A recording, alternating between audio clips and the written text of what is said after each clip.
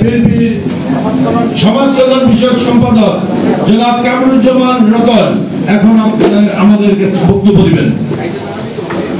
ধন্যবাদ সবাইকে। আমি প্রথমেই বিনীতভাবে আপনাদের কাছে আমি আমার ব্যক্তিগত তরফ থেকে আমি ক্ষমা চাচ্ছি। ক্ষমাটার কারণ আমাদের যে সময়টা আসার কথা ছিল, বিশেষ করে আপনারা সবাই এখানে অপেক্ষা করতেছিলেন। আমি ঢাকা মহাখালী থেকে রওনা দিয়েছি, আমি 3:30টায় রওনা দিয়েছি। যাই হোক, এই হলো বাস্তবতা। তারপরে আপনাদের মাঝে আসতে পেরেছি। আমার অনিচ্ছাকৃত এই দেরির জন্য আমি ক্ষমা প্রার্থী। আমার সহযোদ্ধা বেনজির আহমেদ টিটু বক্তব্য দিয়েছে। এর পূর্বে এই মুন্সিগঞ্জ শহরে, বিশেষ করে মুন্সিগঞ্জ এই শহর নয়, শুধু সদর গজারিয়াতে আপনাদের চির পরিচিত জনাব জননেতা আব্দুল হাই ভাই সবসময় আপনাদের যে কোনো সুখে দুঃখে আপনাদের পাশে ছিলেন।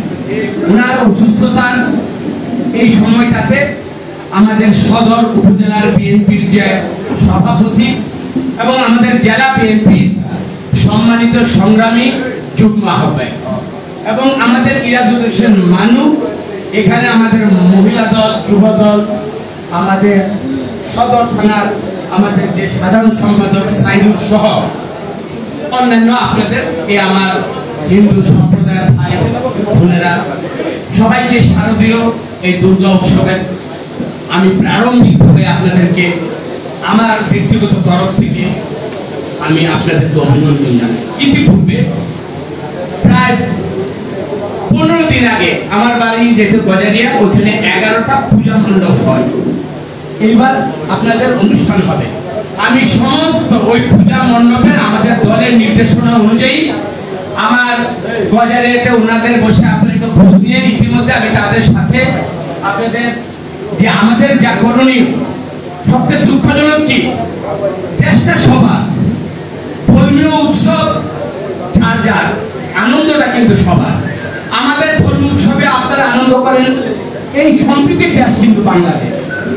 আপনাদের এই আসন্ন যে এই দুর্গা পূজা, আমরা কেন এখানে এসে আপনাদের সাথে সম্প্রীতি সহমর্মিতা প্রকাশ করতে হলো? আমি মনে করি এটা আমি ব্যক্তিগত আমার এই প্রথম শুরু। সত্যিকার অর্থে রাজনৈতিকভাবে আমরা প্রতিপক্ষের রাজনীতিতে থাকে, কিন্তু রাজনীতির মধ্যে আরেকটা রাজনীতি করার যে হীন মানসিকতা, একটা ষড়যন্ত্র খুঁজে পাওয়া বা একটা ইস্যু তৈরি করা, এটা ওই সংগ্রহ থেকে কিন্তু শুধু টাঙ্গাইল থেকে বেনজির টিটু আসছেন আপনাদের পাশে দাঁড়াবার জন্য। আমি বলেন তারেক রহমানের নির্দেশনা মেনে ইতিমধ্যে নজরুল ইসলাম আজাদ সেও কিন্তু পথে। তা আমরা কিন্তু মূলত আপনাদের শুধু এই পূজা উপলক্ষ নয়, এই মুন্সিগঞ্জ বিশেষ করে আমরা সবসময় আপনাদের পাশে ছিলাম।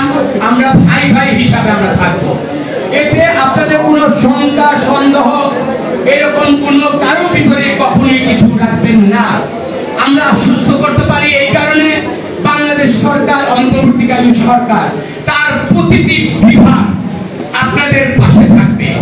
আমাদের সাথে ঊর্ধ্বতন কর্মকর্তার সাথে বারবার আমাদের নেতৃবৃন্দ কথা হচ্ছে, আপনারা নির্ভীকতে, উইদাউট এনি শঙ্কা, উইদাউট এনি ভয় ভীতি, এটা আপনারা কখনই মনে করবেন না আপনাদের নিজেদের পূজা।